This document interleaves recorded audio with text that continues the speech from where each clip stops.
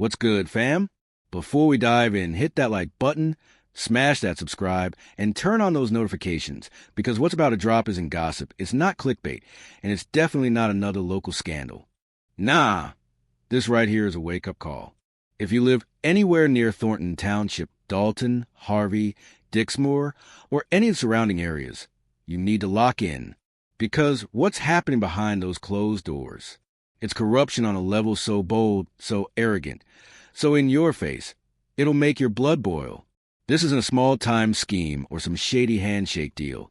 This is organized betrayal by people who swore they were serving you. And let me be clear before the comments go wild.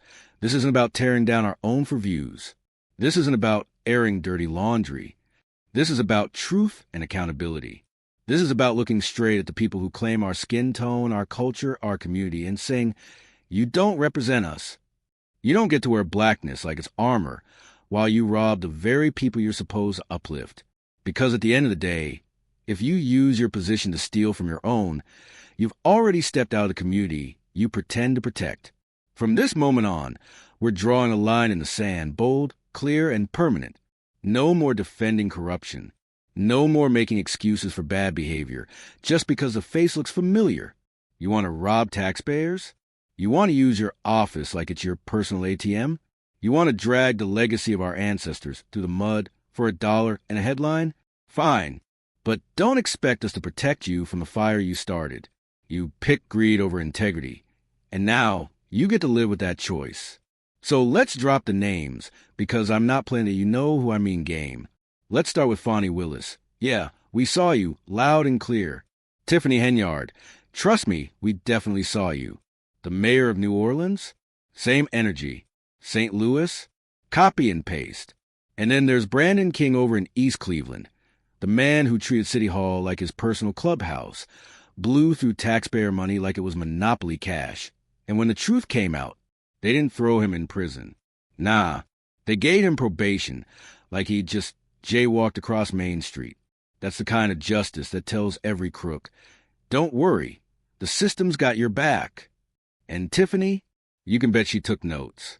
But here's the thing, the feds may move slow, but when they move silent, like a storm creeping over the horizon. You can tell yourself the sky's still blue. You can laugh it off and play queen for a few more months. But when that storm hits, it hits hard and it doesn't miss. Tiffany, your time's not up yet, but that clock, it's ticking and the thunder's getting closer. And it makes you wonder, how do people like this even get into power? Is it manipulation? Are they that slick? Or are we just too tired, too trusting, too distracted to notice the scam? Let's be real. Tiffany knows how to work a crowd. She's got the charm, the confidence, the charisma. She'll smile, tell you everything you want to hear, and make you feel like she's one of you. But behind that, it's smoke and mirrors. She didn't roll into Dalton and Thornton like a leader. She rolled in like a queen claiming her throne.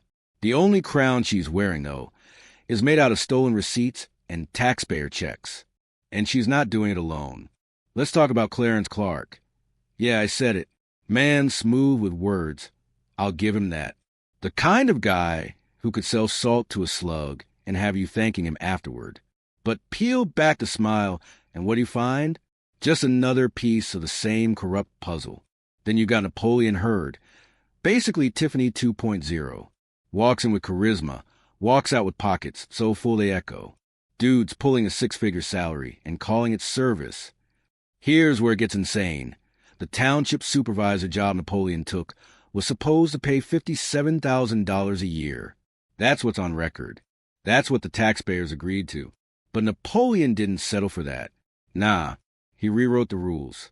He bumped his own salary up to $220,000, the same ballpark Tiffany was cashing.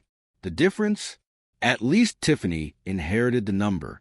Napoleon straight up promoted himself, looked at the system and said, why wait for approval when I can just crown myself CEO?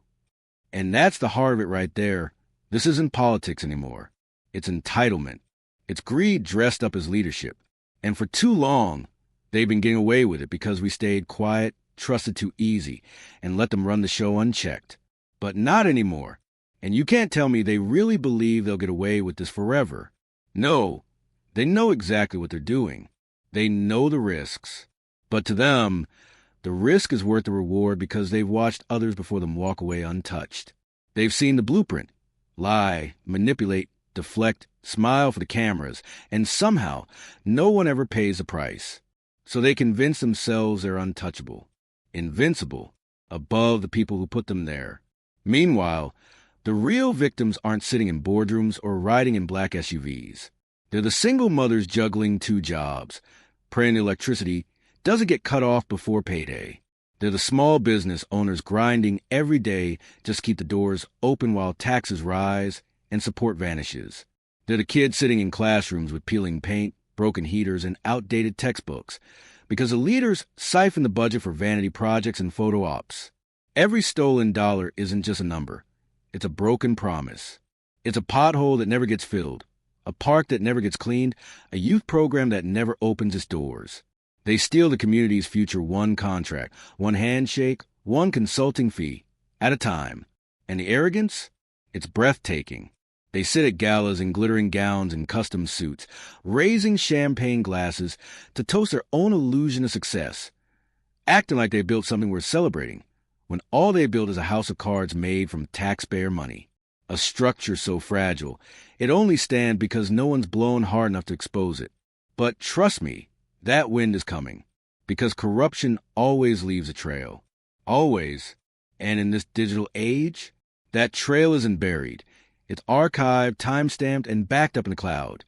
Emails, wire transfer property records, campaign donations disguised as gifts. It's all there, waiting for someone with the courage to connect the dots.